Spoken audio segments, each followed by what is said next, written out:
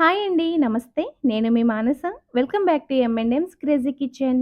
ఈరోజు మన కిచెన్‌లో ముగ్గిన అరటిపళ్ళతో చేసిన బనానా పనియారం స్వీట్ రెసిపీ చూపించబోతున్నాను. జనరల్‌గా ఇంట్లో అరటిపళ్ళు బాగా ముగ్గిపోతే పడేస్తూ ఉంటారు కదా! సో, అలా వేస్ట్ చేయకుండా ఇలా నేను చూపించినట్లు సింపుల్ అండ్ హెల్తీ స్వీట్ రెసిపీని మీరు చేసి పెట్టండి. ఇంట్లో పిల్లల నుంచి పెద్దల వరకు అందరూ ఇష్టంగా తింటారు. సో, లేట్ చేయకుండా ఈ హెల్తీ స్వీట్ రెసిపీ ఎలా చేయాలో చూసేద్దాం. వీడియోనెక్కడ స్కిప్ చేయకుండా ఎండ్ వరకు చూసేయండి.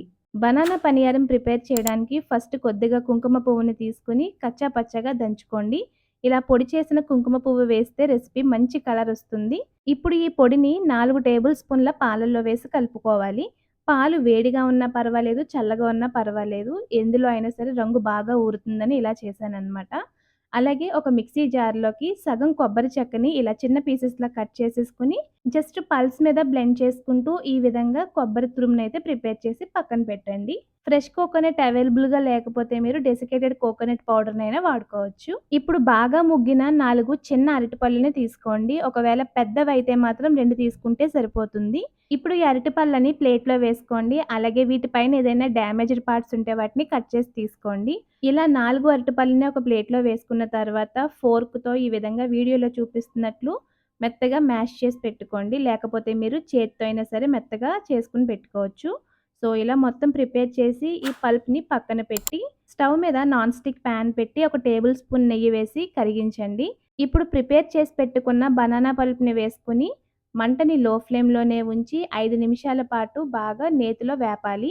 మనకి రంగు మారి పచ్చివాసన పోయేంత వరకు బాగా వేగిన తర్వాత ఇందులో రెడీ చేసి పెట్టుకున్న కొబ్బరి తురుము కూడా వేసుకొని బనానా పల్ప్‌లో కొబ్బరి తురుము బాగా మిక్స్ అయ్యేలాగా కలపాలి. ఈ రెండింటిని కూడా మరొక 5 నిమిషాల పాటు లో ఫ్లేమ్‌లోనే బాగా వేగనిచ్చి ఇవి కాస్త దగ్గర పడిన తర్వాత ఇందులో అరకప్పు వరకు ఉప్మా రవ్వనైతే వేసుకోవాలి. మెజరింగ్ కప్స్‌లో ఉండే 240 ఎంఎల్ కప్పుతో హాఫ్ కప్ వేస్తున్నానండి.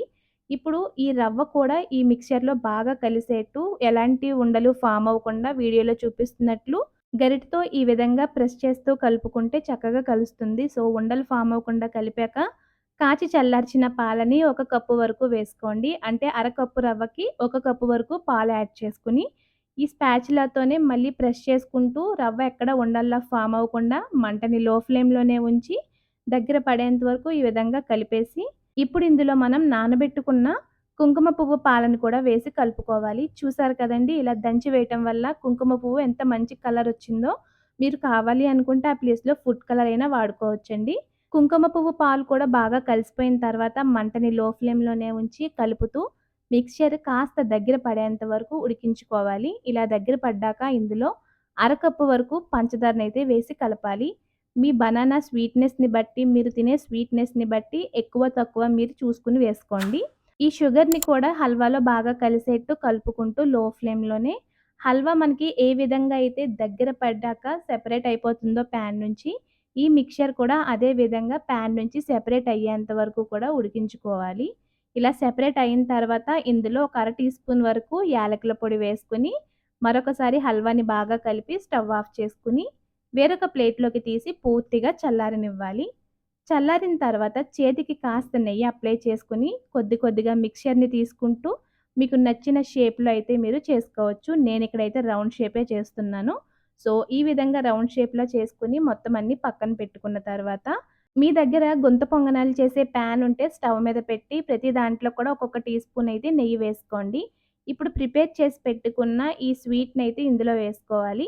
ఒకవేళ మీ దగ్గర ఈ గుంత పొంగనాల ప్యాన్ లేకపోతే నార్మల్‌గా మనం ముందు ప్రిపేర్ చేసుకున్నాం కదా స్వీటు, ఆ నాన్ స్టిక్ ప్యాన్‌లోనే కాస్త నెయ్యి వేసుకొని ఈ బాల్స్ అన్నీ అందులో వేసి లో ఫ్లేమ్‌లోనే అన్ని వైపులకి టర్న్ చేసుకుంటూ ఎర్రగా అయ్యేంత వరకు కాల్చుకుంటే సరిపోతుంది. ఇప్పుడు ఈ స్వీట్‌ని వేరొక ప్లేట్‌లోకి తీసి చల్లారిన తర్వాత తింటే చాలా బావుంటాయండి.